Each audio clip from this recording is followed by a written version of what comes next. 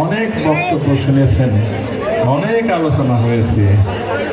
সব কিছু শোনার পর এই মতিনকে আপনারা সবাই চিনেন না?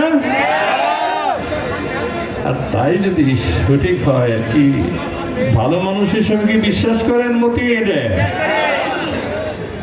তাই যদি হয় তাহলে কি আপনাকে মতিন সাহেবকে ভোট দিবেন বলে মনে করেন? এটা কি আপনাদের অন্তরের কথা না শোনার কথা? আমরা সবাই মুসলমান, অনেক ইসলাম ধর্ম বিশ্বাস করি। এই কঠিন ভাবে আমার মা বোনরাই কষ্ট করে বসে আছে, হাজার শত শত মানুষ দাঁড়িয়ে আছে এই কথাগুলো শোনার জন্য, আপনাদের মতামত নেওয়ার জন্য। আপনারা সবাই বললেন যে হ্যাঁ মতিন সাহেবরে ভোট দিবেন, এই তো? আর তাই যদি হয় শুধু আপনার ভোটটা দিলে কি হবে? আপনার পরিবারের সদস্য, আপনার আত্মীয় স্বজন, আপনার স্ত্রী এবং মহিলাদের অনেকগুলা ভোট। মা বন্ধুকে আমি অনুরোধ করব সত্যি যদি মতিনকে ভালোবাসেন, সত্যি যদি এই নির্বাচনে ইতিহাস করতে চান, আপনাদের সব ভোট লাগবে। আপনারা বাসায় বসে থাকবেন না, অন্তত সবার দিকে তাকিয়ে, আমার দিকে তাকিয়ে ইনশাল্লাহ সবাই যদি আপনারা ভোট দেন, কালীঘাটি নির্বাচন কিন্তু একটা ইতিহাস হয়ে যেতে পারে। ইতিহাস হতে পারে না? আমি বিশ্বাস করি। আমরা যেভাবে ঘোরাঘুরি করছি দেখতেছেন তো, মানুষের কি আবেগ, মানুষের কি ইচ্ছা, সব জায়গায় দলমত নির্বিশেষে বলতে চাচ্ছে মতিন সাহেবের এবার বোধ হয় বিজয় হবে ইনশাআল্লাহ।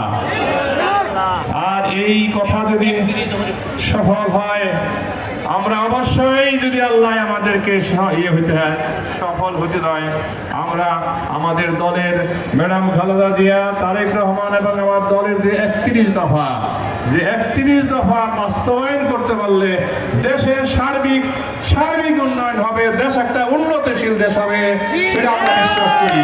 তাই এই 31 দফা বাস্তবায়নের জন্য সর্বোচ্চ চেষ্টা করব, যদি আমাকে আল্লাহ তাআলা সুযোগ দেন ইনশাআল্লাহ।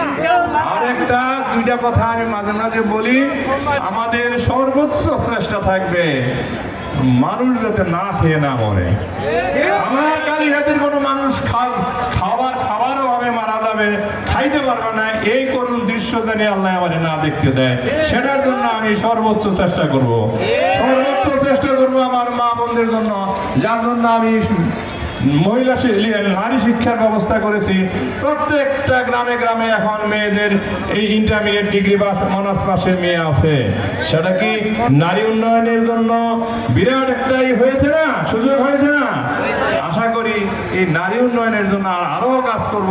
সম্ভব হলে আমরা আমার মহিলা কলেজকে ইউনিভার্সিটি কলেজ করার চেষ্টা করব। যদি তখন আর আমাদেরকে টাঙ্গাইল ঢাকায় মেয়েদেরকে পাঠাতে হবে না, অল্প টাকাতে আপনারা লেখাপড়া করে দেবেন।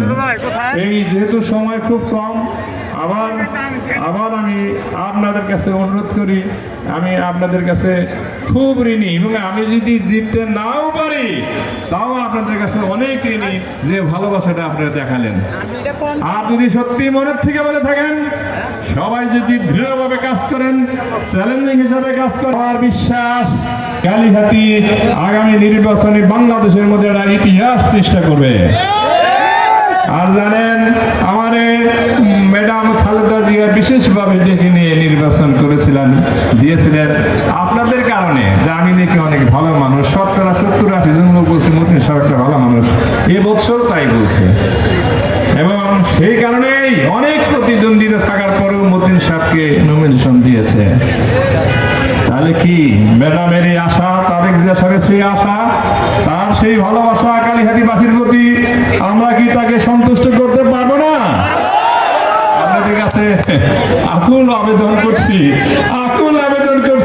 অন্ততপক্ষে ম্যাডামকে সান্ত্বনা দেওয়ার জন্য, ম্যাডামের সামনে বুক খুলে দাঁড়িয়ে বলতে পারে তারেক রহমানের সামনে নমিনেশন দিয়েছিলেন। বিশ্বাস করে কালীঘাটের মানুষ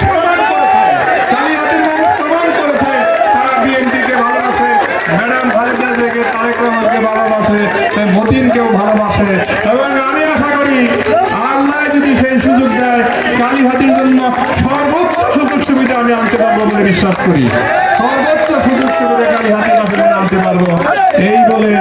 এই এই বলে আমি একটা আবেগপ্রবণ কথা বললাম, কিছু মনে করেন, আমার মনে খুব আবেগ কষ্ট আর কি। সেই জন্য আপনাদের যদি একটু মায়া লাগে এবং মায়াটা যদি অন্তর থেকে করেন, আমার বিশ্বাস আমরা সফল হবই ইনশাআল্লাহ। আসসালামু আলাইকুম, আবার দেখা হবে ইনশাআল্লাহ। হ্যাঁ।